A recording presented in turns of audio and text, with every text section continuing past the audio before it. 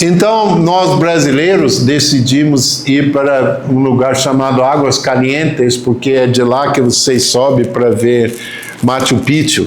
E Machu Picchu estava na capa do livro de Don Richardson, que nós tínhamos acabado de ler, e queríamos ver, né? Então, Bob queria ir conosco. E eu pensando, ele já tinha 80 anos de idade. Eu pensei, se o velho morrer durante esse fim de semana, eu vou estar enrolado para o resto da vida. Né? Mas ele foi conosco. E subimos, vimos Machu Picchu e tudo, e voltamos. Quando nós encontramos na trilha do trem, de manhã, estávamos lá tomando café e vem o colega de quarto do Bob, né? E ele estava balançando a cabeça assim. O nome dele é Alci, muito querido.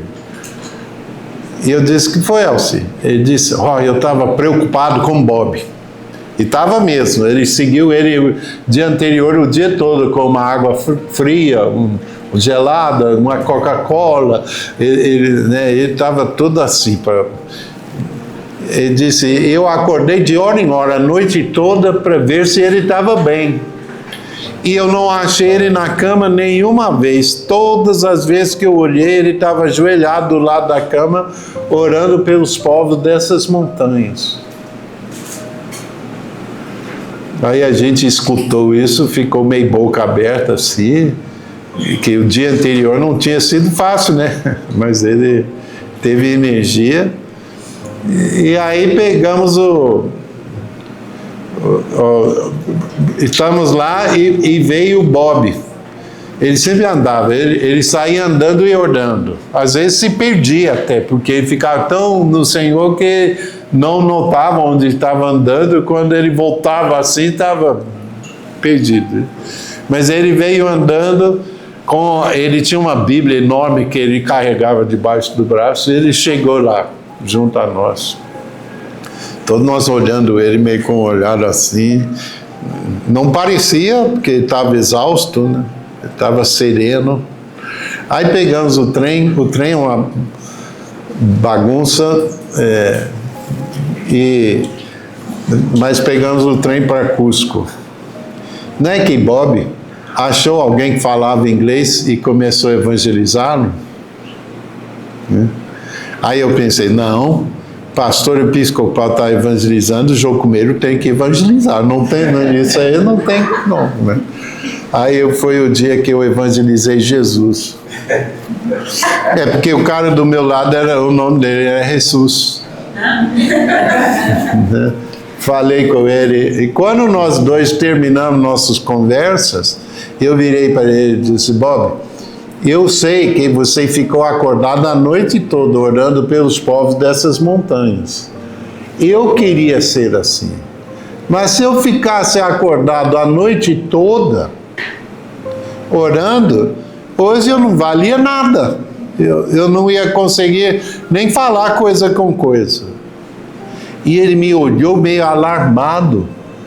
E disse, Jimmy, não me copie. Corra atrás da graça.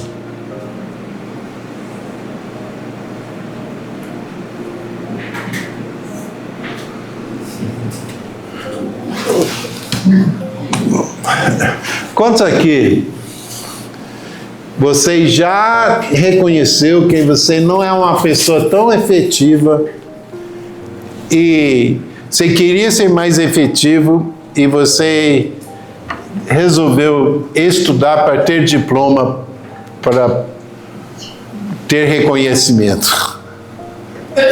Quantos?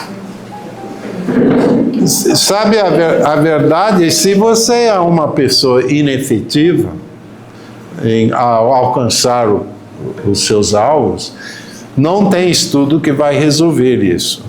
Algumas das pessoas que eu conheço são mais inseguras e mais inefetivos que eu conheço são PhDs. Eles tentaram suprir o que faltava neles pelo estudo.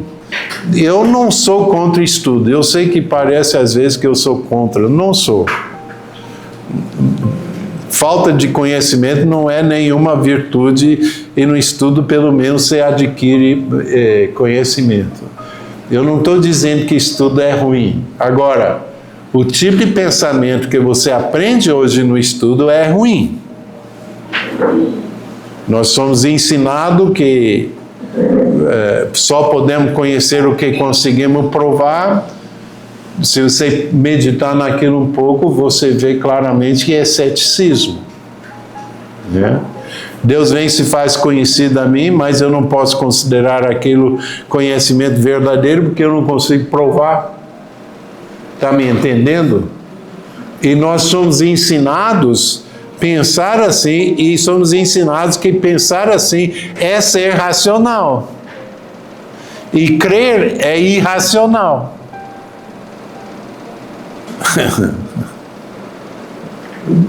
Essa maneira de pensar é muito errada. Se tem um Criador que se oferece para ter relacionamento conosco, que veio e se fez conhecido por nós um dia, irracional é ser cético. Então eu tenho sérias reservas sobre a maneira que é ensinado que devemos pensar. Sérias reservas é pouco, eu rejeito mesmo.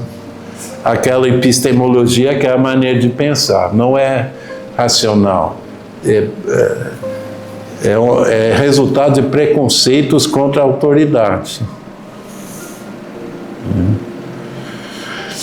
Então, isso complica nossos estudos, mas estudo em si não é ruim. Né? Só que não pense que vai produzir em você o ministério genuíno, autêntico e frutífero. Não vai. Quer que eu repita? Estudo não vai produzir em você um ministério frutífero e autêntico. Você tem que correr atrás da graça. Quantos aqui você já sentiu inveja e queria ter os dons que outra pessoa tem?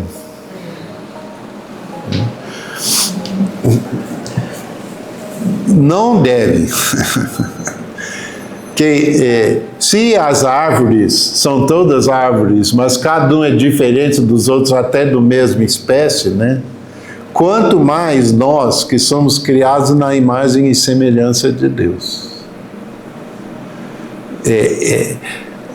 Você, aperfeiçoado pelo Senhor, vai ser diferente do que eu, aperfeiçoado pelo Senhor. Que nos fez para ser, cada um de nós, uma obra-prima do Senhor. A Bíblia fala, Ele nos fez no ventre de nossa mãe. Nós somos ensinados hoje que isso é apenas uma coisa material, é um encontro de metade do DNA da mãe, metade do DNA do pai, que produz por acaso uma pessoa. Mas na Bíblia, o DNA é a ferramenta que Deus usa.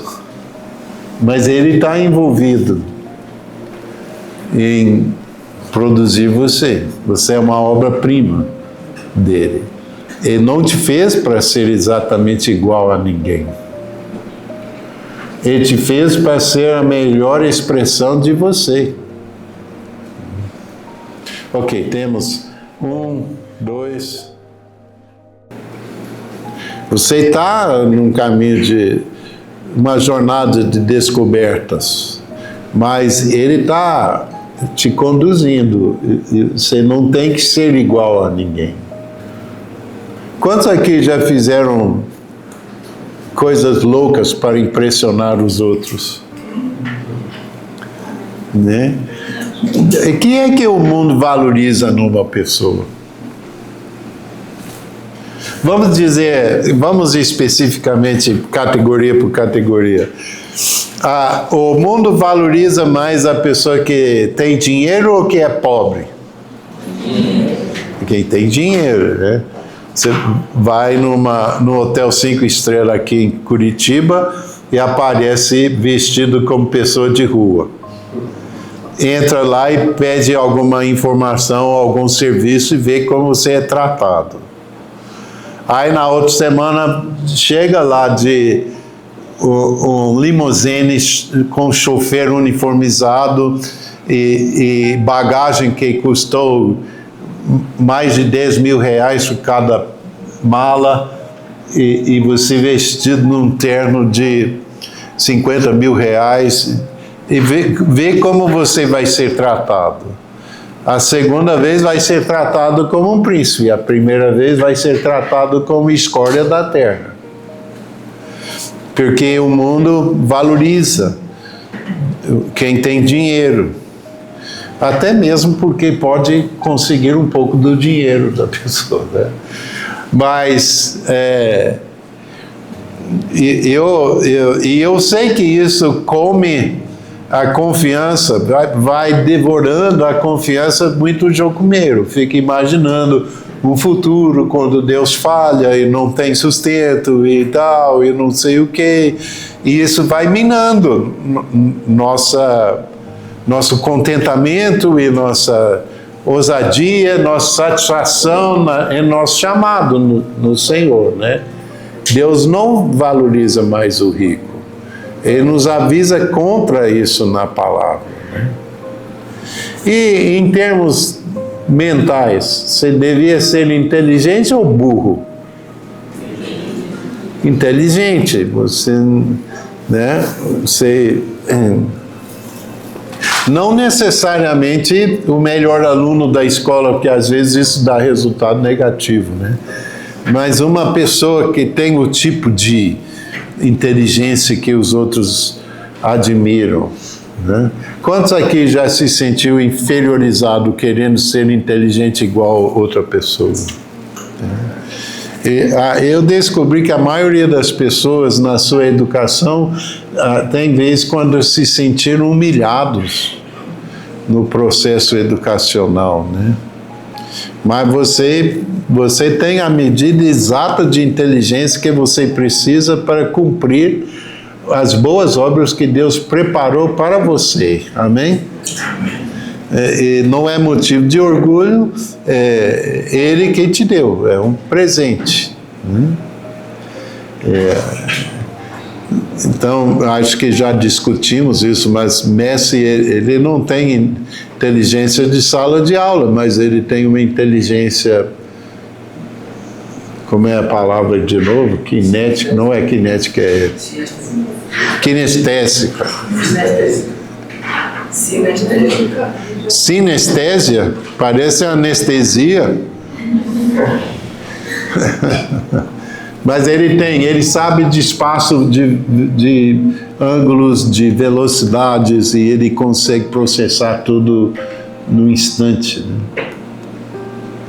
né? O mundo valoriza, vamos falar com os rapazes. Quantos rapazes já fizeram alguma coisa física perigosa para impressionar uma moça? É porque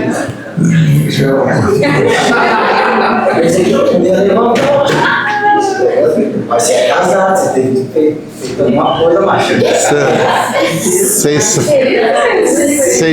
Vamos voltar aqui. Você saiu, quando eu estava noivo com Pamela, Ivan nos visitou lá no Havaí. Você lembra, Ivan, né? O que perguntava sempre para mim: o que é que Jesus está falando contigo? E eu passava vergonha com ele. Mas ele tinha, nos meses desde que eu vi, ele tinha se casado com uma bonitinha lá. E nós dois casais, eu não estávamos casados ainda, mas nós fomos para a praia. Muito vento, muita onda. Foi aquele dia que eu entrei nas ondas, acho que eu falei antes de viajar, né? E entrei numa encrenca lá, para impressionar. Não precisa impressionar ninguém. Deus te criou como te criou e pronto, né? Agora, vamos pensar de novo no Paulo. Está lá na Arábia, desconhecido, sem nenhuma posição significante no corpo de Cristo ou profissional. Ele era altamente qualificado diante da sociedade para exercer um monte de funções, mas ele estava lá no deserto. Por quê? Porque ele estava seguindo em obediência ao Senhor e o Senhor o colocou lá para trabalhar com ele, para ele ter as revelações que precisava ter para liderar do jeito que ele liderou, para pessoas entenderem a verdadeira natureza do Evangelho. Não tinha outro ensinando com tanta clareza. Deus dava uns tapas na testa de Pedro assim, e ele obedecia por um tempo e desviava daquilo. E Paulo tinha que confrontá-lo e tal, né? Ele sempre com medo dos judeus, voltando atrás para aquela religião dos fariseus e não querendo ofender e tudo, e vinha Deus e pá, de novo, né? Então, não tinha outro assim, que se aplicou tanto para ter esse entendimento, né? Então, esse é o processo que devia estar acontecendo contigo aqui agora.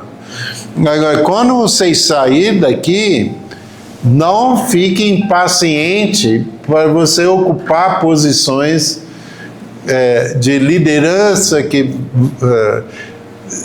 porque eles vão militar contra esse processo. Quanto mais responsabilidade você tem, menos tempo você tem para buscar o Senhor, mais pressões há sobre você para decidir isso, decidir aquilo, resistir um e cooperar com o outro e tentando discernir qual é qual. Não tem nada em liderança que faz com que a pessoa seja mais espiritual. Antes, pelo contrário, líderes têm que estar atentos para não perder a espiritualidade, né? Então, não seja impaciente, não se compare com os outros, não deseje status, deixa Deus purificar seu coração e busque Ele, porque você é uma obra-prima linda, uma criação maravilhosa, e Ele quer dar os toques de se preparar mais ainda. Agora, nunca chegamos lá, né? Não que eu já tenha alcançado, mas uma coisa eu faço, esquecendo as coisas para trás ficaram, eu prossigo para o alvo da minha santa vocação. A minha tendência é te deixar ir agora para o almoço. Então, bom almoço. Fica para a reflexão.